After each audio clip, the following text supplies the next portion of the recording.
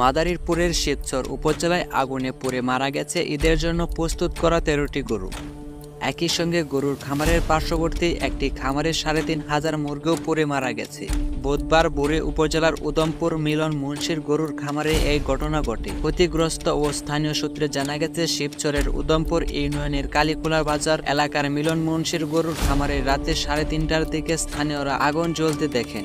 এ সময় ওই খামারে ১৪টি গরু বাঁধা ছিল। রশ্মি ছিঁড়ে একটি গরু ছুটে বের হয়ে গেলে আগুন নেভানোর আগেই ১৩টি গরু পুড়ে মারা যায়। এছাড়া পার্শ্ববর্তী খামারে থাকা ৩,৫০০ মুরগি আগুনে পুড়ে মারা যায়। ক্ষতিগ্রস্ত খামারের মালিক মিলন মুন্সি বলেন, এই বছর কুরবানির ঈদের জন্য বিক্রি করতে এই গরুগুলোকে প্রস্তুত করা হয়েছিল। বুধবার বিভিন্ন হাটে গরুগুলোকে বিক্রির জন্য নেওয়ার কথা ছিল, কিন্তু রাতে আগুনে খামারে ১৩টি গরু আগুনে পুড়ে শেষ হয়ে গেল। মুরগির খামারের মালিক বলেন, মুরগির খামারের ৩,৫০০ মুরগি পুড়ে মারা গেছে। এতে আমার ৫০ লাখ টাকা ক্ষতি হয়েছে। এ বিষয়ে শিবচর থানার ভারপ্রাপ্ত কর্মকর্তা ওসি সুব্রত গোয়ালদার গণমাধ্যমকে বলেন, খবর পেয়ে পুলিশ ঘটনাস্থলে পরিদর্শন করেছি। এই ছিল আজকের খবর। পরবর্তী খবরের জন্য অবশ্যই চ্যানেলটিকে সাবস্ক্রাইব করবেন।